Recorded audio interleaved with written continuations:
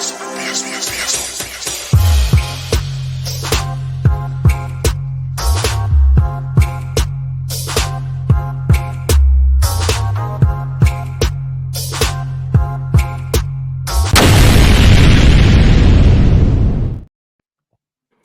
people, welcome back to the One True Red podcast. And we are back to Premier League action this weekend, where Arsenal took on Leicester and Liverpool took on, who did they play today? Wolves. Wolves at home. A game, actually, guys, a game I should have actually been at. I should have been at that game, but Avanti trains messed me up big time. The train tickets only went on sale on Wednesday, and then it was like £150 return. And the train was like 4.5 hours to get back from Liverpool with 3 changes.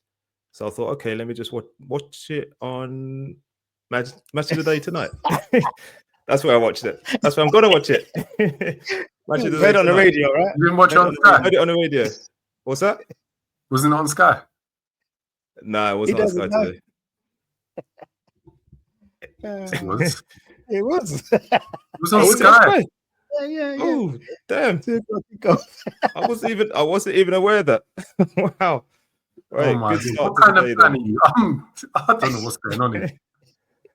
Anyways, so Liverpool took on Wolves, but we're going to start with Leicester. Arsenal's victory against Leicester yesterday. Now, I chalked it down as 3 points, easy 3 points, because Leicester are rubbish.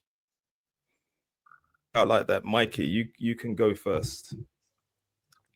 It was an easy 3 points because Leicester are rubbish. Simple. We're depleted. Okay. What time when the goals were scored in the 80th That doesn't matter. minute, and then okay, It doesn't matter. We'll get bad. on to other teams that kind of struggle later. But we had a 2-0 win against Leicester. Clean sheet, which was good. Some good performances from the youngster. Starboy, Ethan Ranieri. Told man about him. I was asked why are you mentioning him by certain other pod members when I said Name names. Saka, Uche, he knows who he is. And yeah, sensational performance yesterday from him. Some of the other team members need to step up. The senior members need to step up. We are depleted in the attacking areas and reliant on him a lot. But Mikel Merino came on. Special play, went up front, bang, 2-0, game done. So there you go. Yeah. So all the complaints, that. Of course, at this stage of the season, as we Liverpool fans found out today, all that matters is Craig. All this talk about should have done this in the transfer window and injuries there, and meanwhile you've got Mourinho, whatever you want to call him, coming up front. Showing your players how it's done. Yeah, listen. Arteta said he's gonna have to look in house for solutions and not go to the transfer window because obviously we didn't take the opportunity to bring anyone in. But you know what, his tactics worked on the day, and we got to big up Mourinho for his display as well because he played like a proper number 9 as well. His goals that he took, the header on the back post was just a striker's finish. And then you got that ball into the area from Trossard, and he just takes it one time.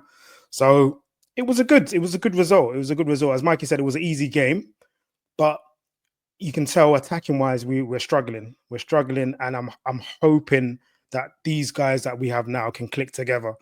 I mean, a special shout out goes to Ranieri. Absolutely amazing. He's probably one of the best sort of 17-year-old youngsters we've seen for a very long time. That can come into the team and look like the star player already. I mean, you had, when Saka came into the team as a left back, he had similar, but it wasn't as exciting.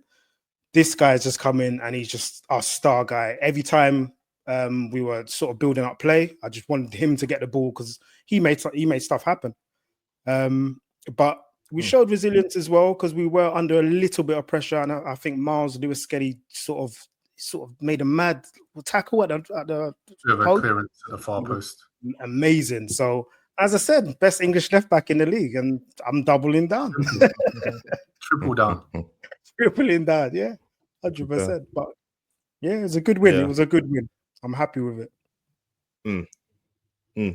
So you think that going forward, obviously you managed to get through this game, and Leicester are rubbish as we've established. But do you think that Mourinho is the answer? Because I think Sterling started the game. Actually, don't know who played. I've not seen the game, but Sterling started the game. I assume. I saw some of the messages in the group chat that he wasn't playing well. So is Mourinho the answer, or are you going to be able to get by with Sterling, Ranieri, and Trossard for the time being anyway? Listen, Mourinho has no, because I think after the game he was like, "Yeah, I played striker. It was interesting, but I don't want to play there again." Listen, you are our number 9 now, bro. Is that what he said? Is that what he said? Yeah, he said something. No, he said something like, "Oh, I don't." He didn't. He said he's never played in that position before. He said he's never played, and he mentioned something about, I think that someone questioned him about playing there again, and he said, "Oh, I don't." He said he'll play anywhere. He said he'll play up front or in goal. Hey, don't play there, brother. Okay. Hey, no, I ain't put him in goal. He plays better up front than in midfield. But his finishing in the box has always been good. That's been what I've seen from him. His gameplay in the midfield, I've not been seeing anything that I could rate. So if he can add the finishing touches to some of our attacks, then it's beneficial. I think Craig kind of steered off of Raheem Sterling. I'm sure he'll come back to him. But Sterling's been absolutely useless. I don't know one good thing that I think he's got an assist this season, maybe in the cup. Absolutely useless. What's the point in having the experience and being quick? It's having another Martinelli for me. Now, some other people rate Martinelli, but we know the category that I've got him in. They should be shifted out. But the only saving grace with Sterling is that we're paying a third of his wages. And we actually need numbers right now. So we are going to need him in games. That goes without saying, just because of the thinness of our squads. Yeah. And that's something that's being seen a lot across different teams as well. I don't think it's been spoken about enough in terms of the numbers of players that teams appear to need in squads these days. Other than Liverpool, who don't get injuries, other teams are struggling. We saw Man United today with 3 17-year-olds and 3 19-year-olds on their bench. Man United, Did you see our bench? The biggest club in the world, like having spent billions. Chelsea struggling, having bought 20 wingers. Now they're down to 2 or something like that. They haven't got.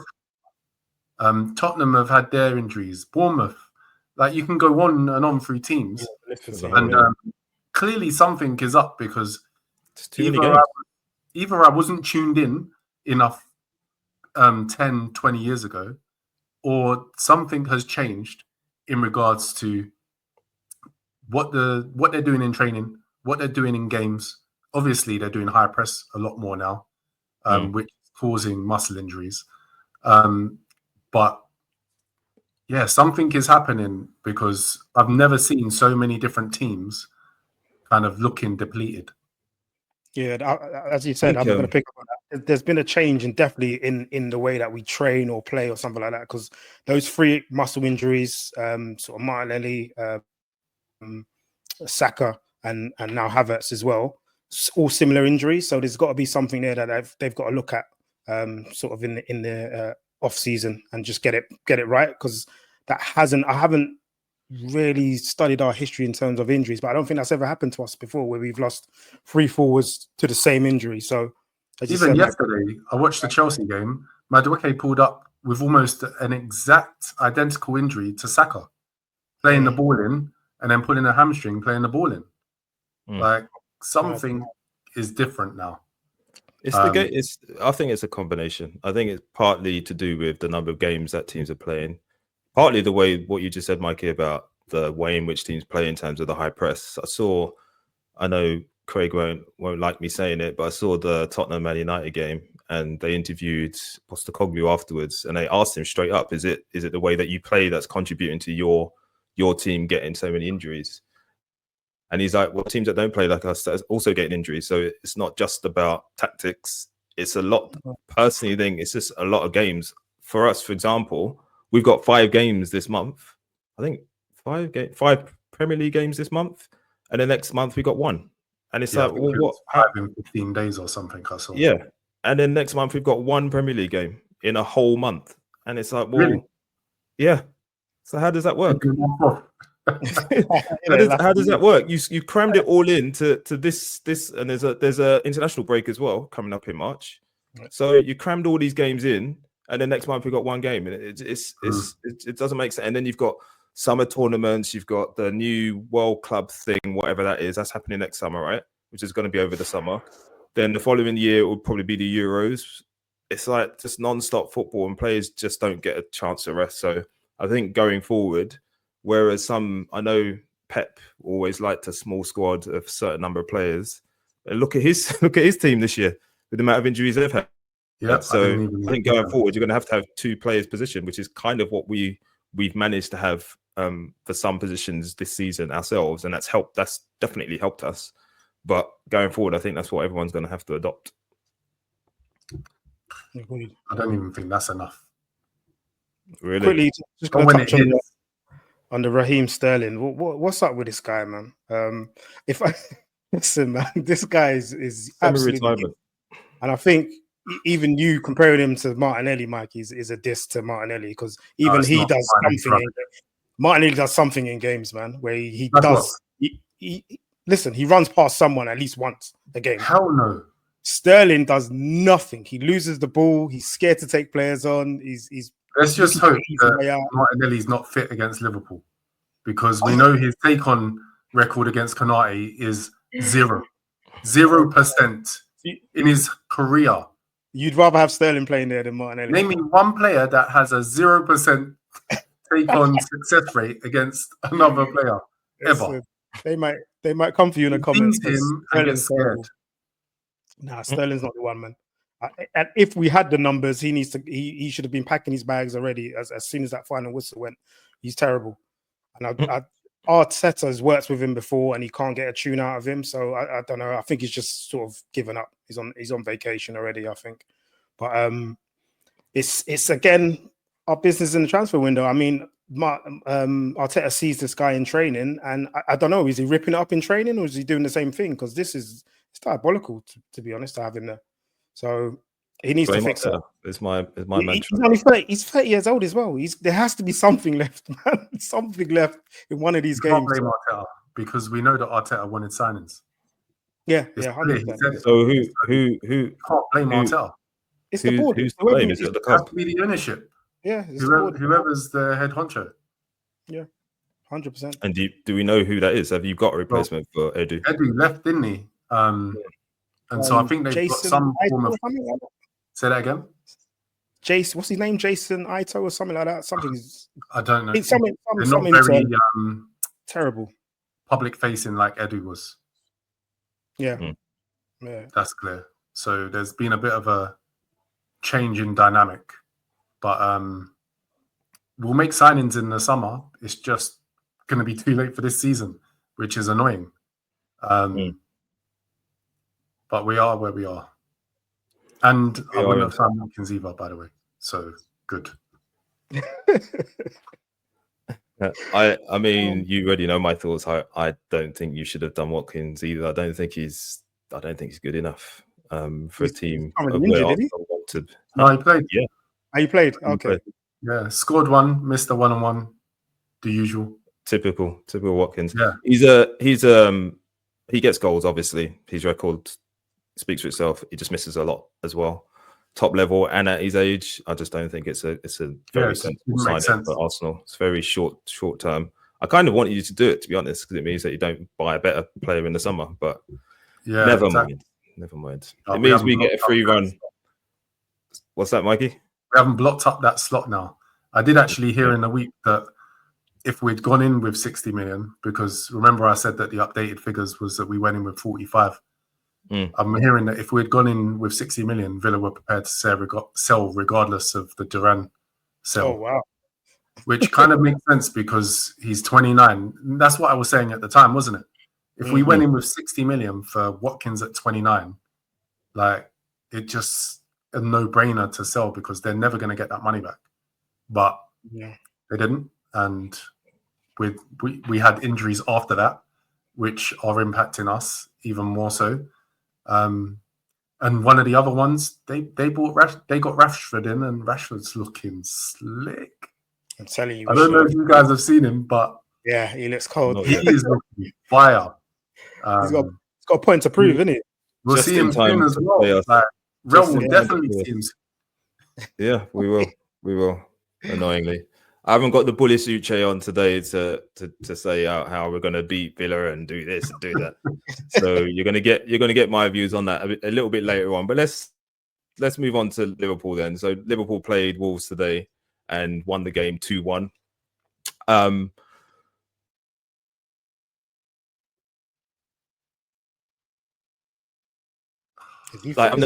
and it's the performance.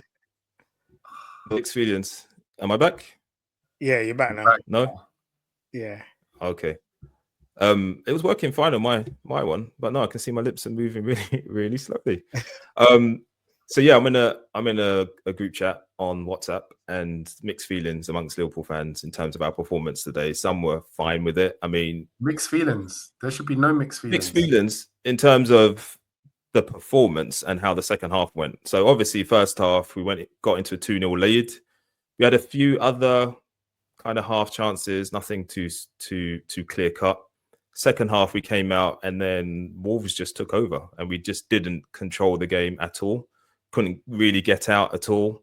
But we did have chances we had one goal ruled out, which for my viewing, Salah is criminal to be offside in that position, because you don't need to be with the speed that you've got. That goal was ruled out for offside, and then we had the penalty that was not a penalty. I agree with the VAR decision. Definitely wasn't a penalty. Yeah. Did we talk about Havertz? When you say cheat, it just reminds me of a player that you. Yeah, go on. Anyway, you want to I'm here for it. Yeah, Havertz. I saw Jota today, injured. man, and claim a penalty. He kicked the guy in the chest and claimed the penalty. He did. He did indeed. And then he looked got nothing for it. And then he looked surprised afterwards. Thank God for VAR, because he conned the ref, and the ref should have booked him. Absolutely conned the ref. Absolutely, and it was given as a penalty initially, and the ref made for a change. Because I can talk about when we talk about the Everton game, I'm going to talk about referees and how useless they are. But for a change, I've got to give credit where it was due. He got the decision wrong in the first instance. VAR made him reassess, and that wasn't given. So it's kind of one of those games where you're at 2-0 and it's getting towards the end of the game, and you're thinking, okay, we need that third goal because Wolves are dominating the ball. They get the 2-1 with Cunha, lovely finish. Your guy, Mikey, played well overall. And then kind of the way I say about mixed feelings is the rest of the game was looked at in two different ways. One way was it's going to be difficult to beat most teams in this league. And you're going to have games where you're not playing at your best, and all that matters is the points. And we got the points in the end. Other people were thinking the second half performance was just not good enough, not controlling the ball. As we said off the pod before we start recording, Mikey, Liverpool had no shots on target in the second, or no shots other than the disallowed ones in the second half at Anfield, which is just wild. For a whole half of football against Wolves, which is wild.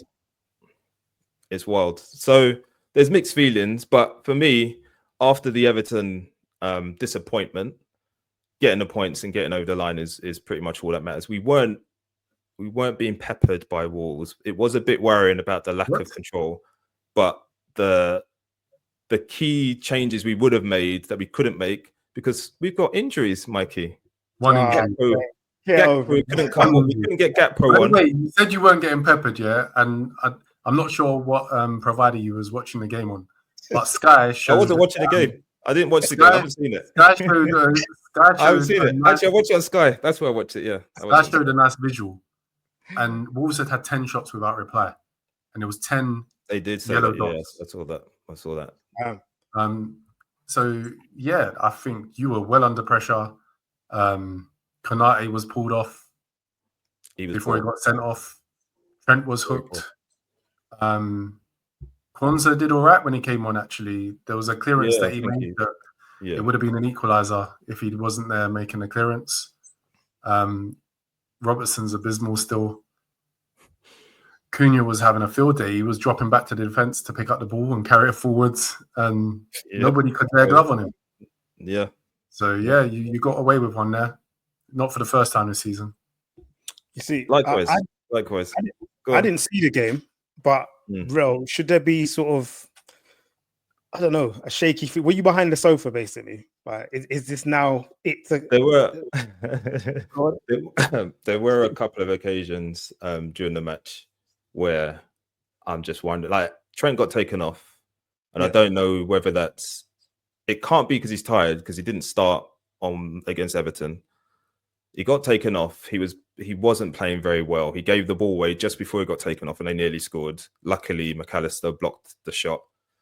There was a few times where he's trying Hollywood passes that are just not necessary in that situation, where he could just pass someone that's next to him. So he had a poor game. And then one exceptional ball for Salah when Salah should have stayed onside. The one where we should have won. We should have scored. Sorry, and should have stayed aside. That was a decent ball. Not decent. No other player in your team.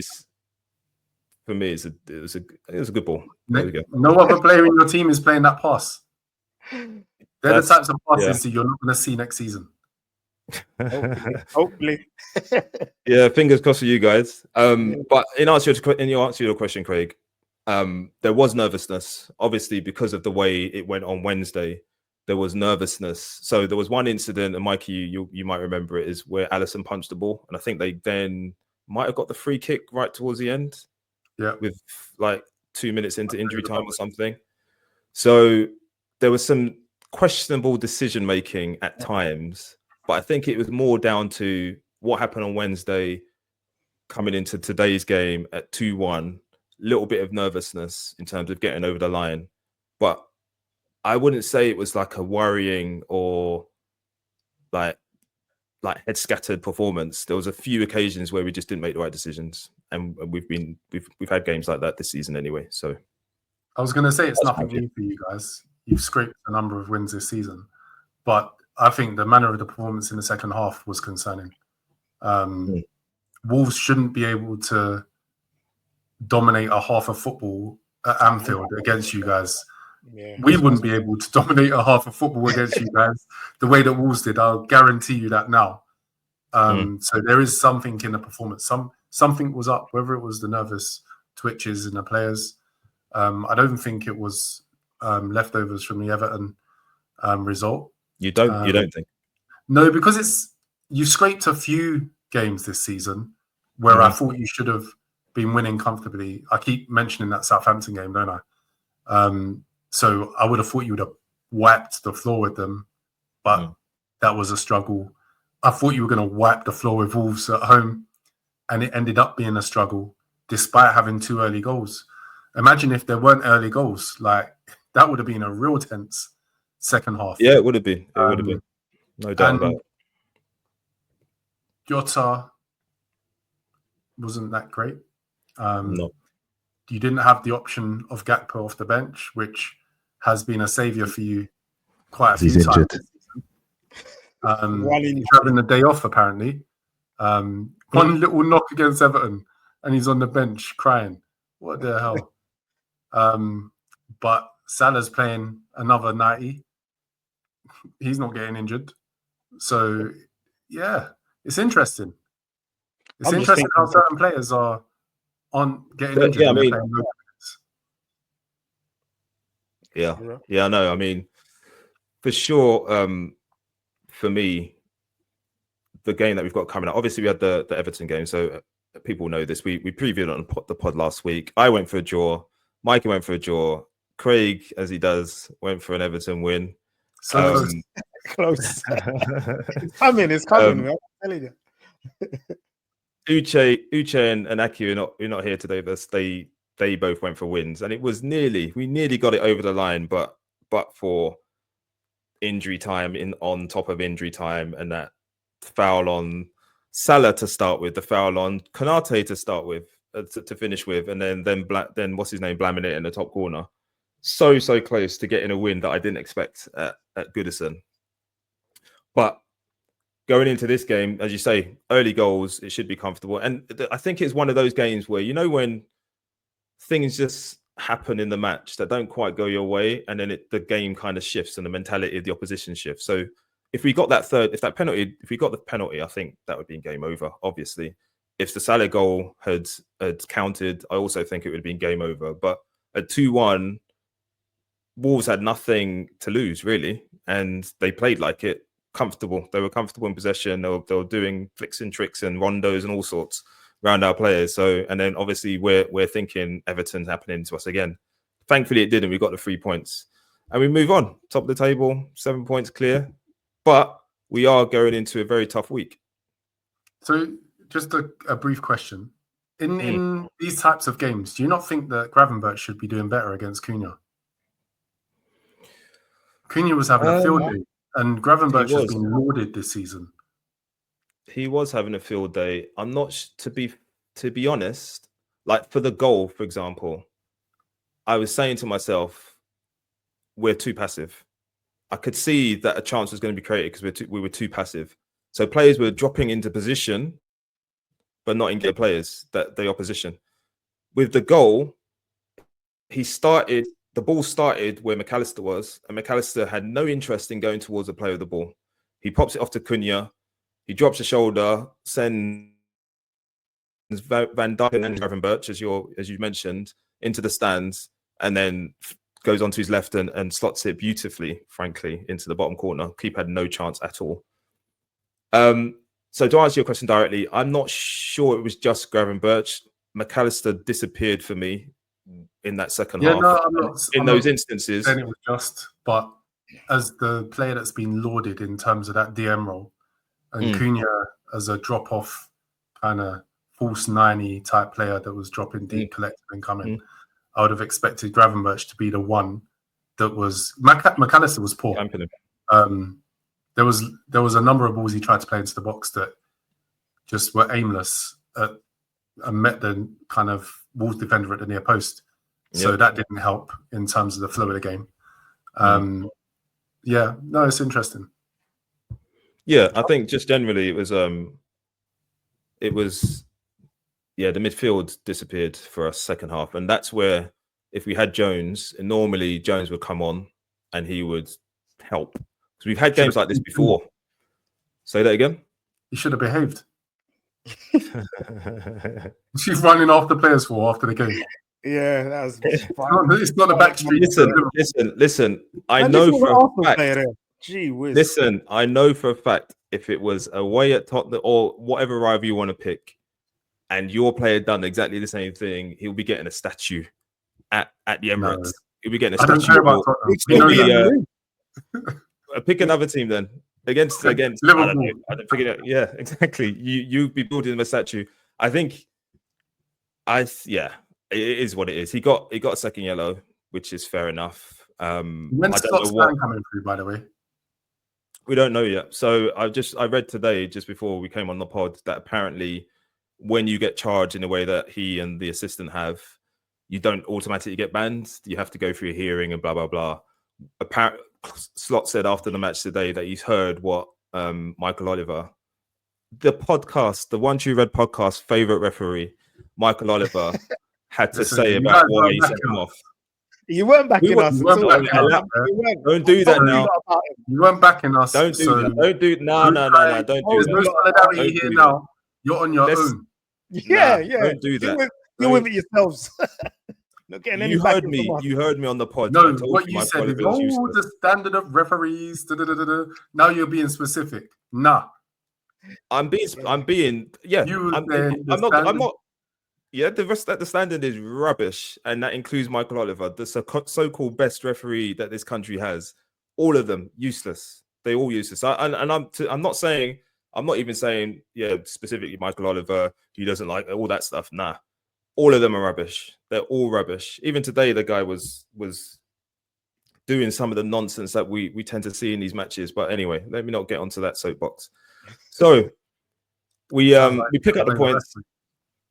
We pick up the points, but as I mentioned, we're going into a tough week now. So we're 7 points clear after the Everton game and yesterday's game. Anyway.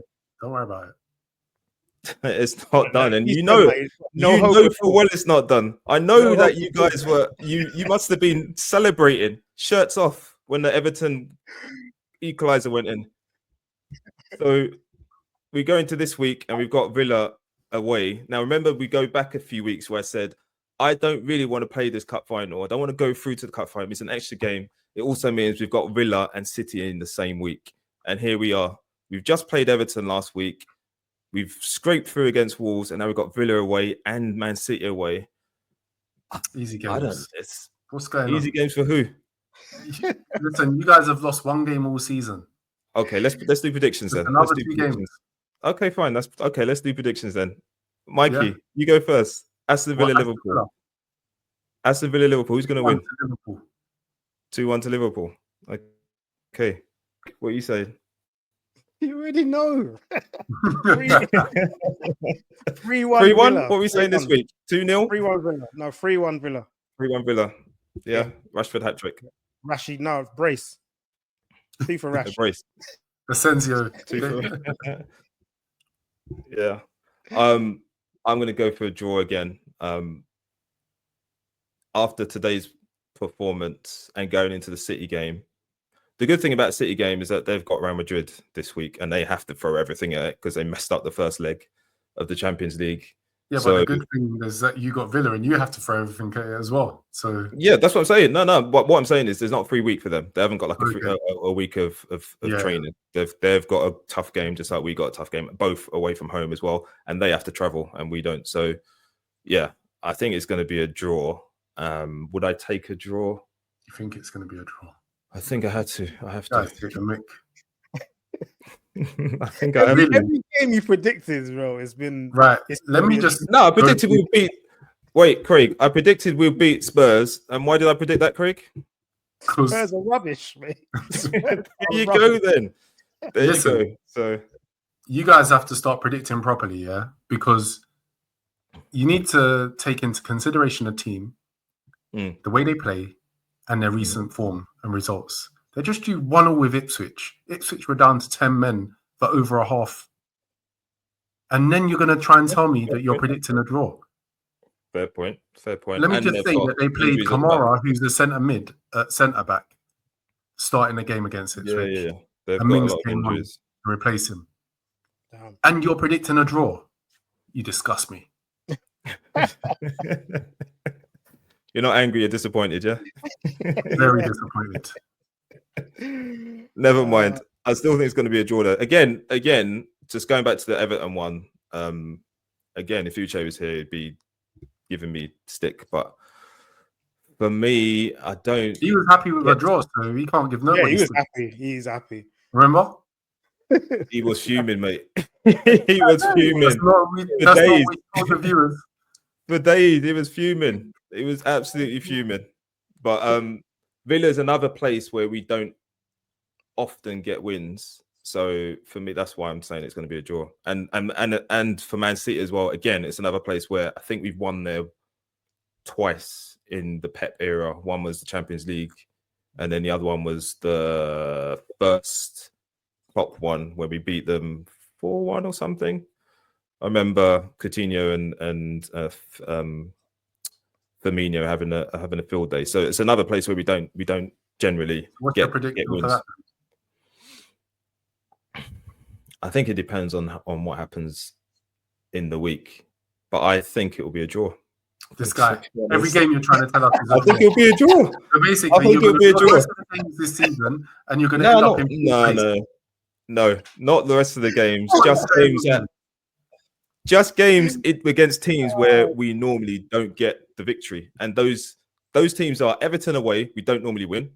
Villa away, we don't normally win. From my memory, could be wrong. And Man City away, we definitely don't normally win. So I would say I'm hoping you're right, to be fair, because it will make the league interesting. Exactly. It will open it back up to other teams again. Other teams or other team. Other team, yeah. So let's do the predictions for Man City then. So I've given you mine. So what do you guys think?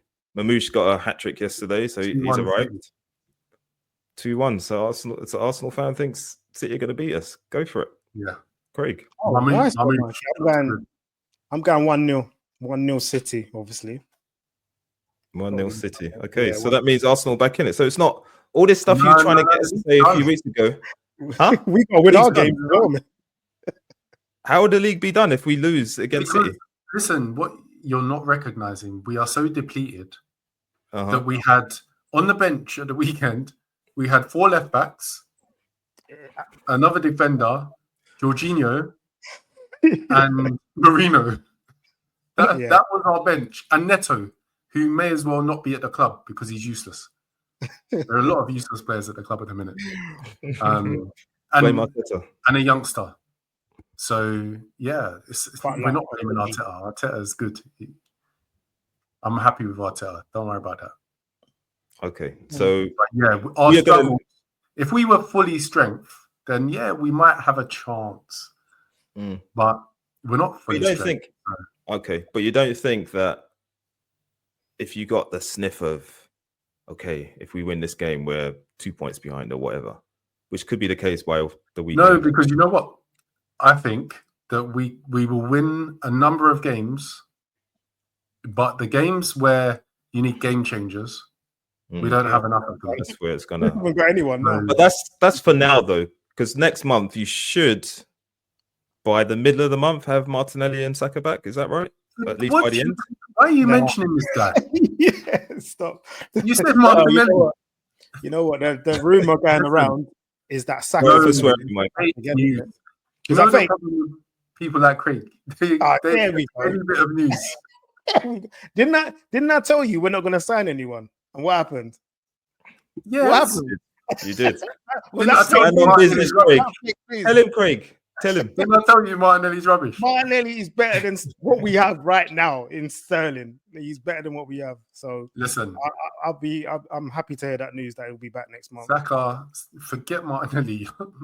But If Saka is back, hopefully, like in a few weeks. How many games? Oh, we should have checked how many games. I'm hearing it's April now though.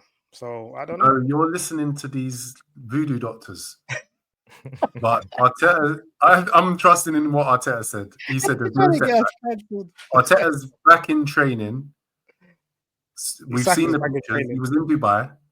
So let's just hope that he's back in March, early March. I hope we ain't rushing him back either. And yeah, we I can't don't rush think him. you can. Yeah, I don't think you can be back early March if you've had an operation on your hamstring. I don't think that's possible. Why not? But That was mid-March, the timeline. What? mid-March, I would say When's Sit the it out, international it weekend? makes more sense. I actually don't know. I don't know. No, I don't know. So there probably aren't too many games for us in March anyway. So Yeah. if he can be back after the True. international break, then that can work. If you think And our there's a race season's to the done, finish I'd line. rather him just sit it out till pre-season because rushing this guy back, that would be the It worst. depends. If Rel's result comes in and our result comes in, then it's opened up a Rush little him bit, back. and we've got a sniff. Rushing back, yeah. But the The league's thing done. is, this is done anyway. Yeah. Just on the Saka thing, and obviously, I don't wish. I'm not the kind of fan or opposition fan that wishes injuries on stuff because I like Saka as a person. He seems like a nice person as well as a player. But I think it might be a little bit worrying about having hamstring injury at this stage of his career because those are the ones that keep reoccurring. So hopefully that's not a thing for him. But rushing him back might impact it. So yeah, don't do that because obviously we don't want to strengthen Arsenal this season whilst we're drawing and losing away to Man City. So let's not do that. But what we are going to do is talk about Arsenal's game this weekend, and that is at home to West Ham, and that is going to be a spanking for West Ham and 3 points for Arsenal because that's normally what happens when West Ham play Arsenal at the Emirates. Again, with your predictions, you don't take all of the information into account because we have 4 attackers that are out. We have Marino that is going to be deputizing up front. And we're going to be relying on Ranieri again. And also, in the last few seasons, West Ham have actually scraped results against us. I think they beat us last season with Mavropanos. So in games where we've dominated against them At the Emirates. at the Emirates, Oh, okay. in games where we dominated against them, they've been able to get lucky somehow, and I will say it's getting lucky. And they have threats. Bowen on the counter, Kudos on the counter. They can, but to be fair to us, our defense is good and it's strong. And Rice is on form. Partey's been very good, so we should be able to prevent those counters. I expect Calafiori to start probably ahead of Lewis Skelly, just for size and physicality against West Ham. And hopefully Mourinho can have his golden boots on again. So you backing him to start? Yeah, the Sterling. I don't see any way that he can't start now. Yeah. And thinking about it logically, he's good at arriving in the box and he's got a decent finish. And so it makes sense for him to play through the middle as long as they can work on his movement to be getting into the box from a more advanced position rather than a deeper position in midfield.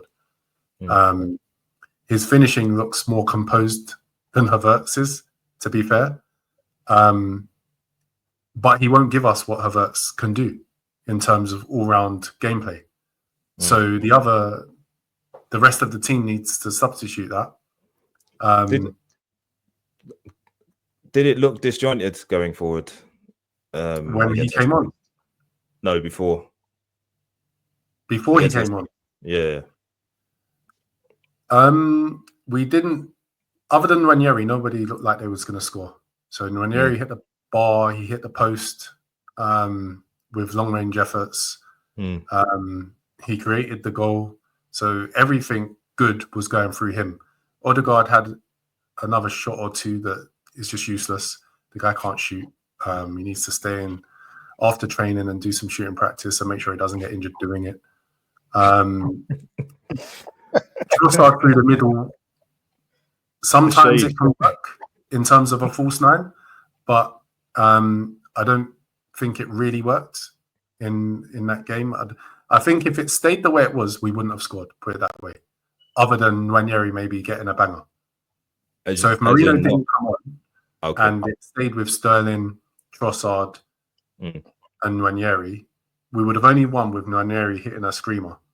But when Mourinho came on, there were runs into the box, there was a presence in the box, and there was aerial ability that we didn't have before. Good. That I think is key. That aerial ability in the box is key because we're gonna have to start whipping crosses in terms of the build-up play. So because get it in the mixer, get it out wide, get it in the mixer. As Mikey said, we haven't got a Havertz to come and disrupt the defense by coming deep and making runs and stuff like that. So if we've got sort of that figurehead up front, get crosses into the box, and you never know. Mourinho he's got an eye for running in late, as Mikey said as well. So he's got an eye for goal. So I think we're going to dominate that game possession wise, but it just all depends on how our attacking how they sort of match up and play. But I think we should be okay in that game. We should be okay. You got again, you never know. Score prediction, I'd probably go. I think it's going to be a low-scoring game. I'd go for a 2-1. 2-1 Arsenal. Okay. Yeah.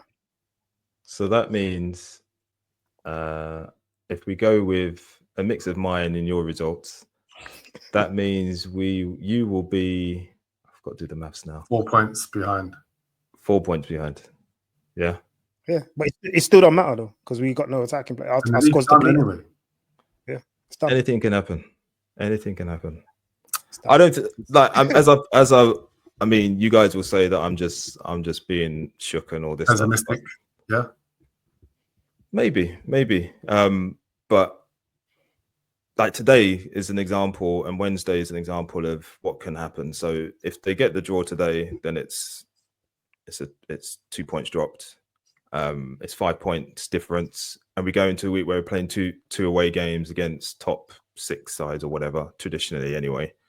And even if you get draws out of those, again, that means if you win your game, the points difference is reduced. So that's the reason why I've always said it's not done yet, because it just isn't. It just takes a few draws, not even losses, just takes a few draws, and you guys to win, and it's back on again. So let's see how we are next week. Hopefully, I'm totally wrong, and we are we've extended our lead rather than it being shortened. But we shall see. We shall see how. What was your prediction for the City game? A draw. Obviously, I think there'll be goals in it, so probably 2-2. But yeah, draw. It's just a ground we don't win at. It just is what it is. And this team isn't as good as the one that the Liverpool team that won the league, and I don't even think we beat them that season either. So it's just a ground we just don't normally win at. So for me to predict that we're going to win at a ground we don't normally win at this stage of the season, on the week that we're going to have, it's just not realistic for me. But Mikey thinks we will, so hopefully Mikey's right. I know you thought you were going to lose. It's the Villa. It was a Villa game. Okay. Mamouche. Mamouche. Okay, guys. All right then. Well, I think we'll leave it there. Is there anything else you guys want to talk about before we end the pod? Craig, is there anything any digs you want to take at Spurs? They finally won today. No, it's funny. Did anyone watch that game? It was just. I had it on in the background. It was so whack. It was poor. Both I watched it though, and although people aren't rating Tell, I was thinking he could have done a job for us. He's got pace, isn't he? He's got pace and he's got a little touch. He's a handful. He's running for 90 minutes. Yeah. He didn't score, but I think some goals will come for him. So if it was a free loan, then it was a no-brainer. But they were taking the mick though. Like they're paying some mad money. They wanted 10 million or something for a loan. That's great. For a loan fee, it's just mad. But then they paid it. They paid it. So, but just reminded me. One of my favorite things is to laugh at Man United. So I'm going to do that. Amarin, how is this guy still in the job? He's lost more games than Ten Hag now. Ten Hag and that little smell. It's crazy. Him sending Rashford away as well should just be, I don't know, mad scrutiny over that, because that's crazy. And not getting anyone in, it's mad. Especially with the forwards they've got. Yeah, the hierarchy there needs to be looking at it, because they're gonna see a Rashford that is lightning at Aston Villa, and we've seen from the kind of, was it half an hour and 45 minutes that he's played already, he is sharp and taking on players for fun. They have got they played Xerxes, Højlund, and Garnacho up front. Yeah. And Garnacho is... He's trash, man. I don't know how anyone was calling him good. They tried to shift him as well, to be fair. And then so they was going to lead themselves with Xerxes and Højlund. Yeah, so they have had in front. That's a partnership that should be playing for Bolton Wanderers. And Ahmad got an injury. I think his season's over, isn't it? Ahmad out for the season. I'm hearing Kobe might be out for the season as well. Oh, wow. I heard something about that. Yeah. Like I heard on the radio just this afternoon. So that's what you get for playing Kobe on the wing and up front and all sorts. What was he doing? I don't understand. The guy. But yeah, honestly, it's given a lot of rope. He needs to count his blessings. That it appears that they're saying, "Oh, you've got a free hit to the end of the season," but they're in 15th place in the league. That's unacceptable. That's what I'm saying. Relegation. If they get into a relegation fight, I think that would be absolutely hilarious. Absolutely. I wish that some of the relegation, the teams are actually decent. Yeah. But there's already a cut-off point, isn't there? They're way off the point. Yeah. Wolves are in 17th. Yeah, 17th. And they're 2 points above the relegation zone. And then it's something like 7 points above. So it's out of those bottom four who's going. Unfortunately, United aren't going to get dragged in. It's a shame. But definitely. Anyway, we'll see how Amarin gets on for the rest of the season. But we'll leave it there, lads. Good to speak to you guys again. We are uploading onto YouTube every single Monday, so please do Like, comment, and Like, subscribe. Like, follow, Like, subscribe. comment, and subscribe, and also Instagram. And Yeah, that. I've frozen again. Yeah. Yeah. I was wondering why I was with there. So for those who missed what I said, they've said it for me. Like, comment, subscribe on YouTube, and find us on Instagram and on TikTok, where you can find other content as well, which is I was going to say, really DM us some entertaining and a bit- broadband links as well. Yeah. DM us some broadband. We'll leave it there. Cheers, lads.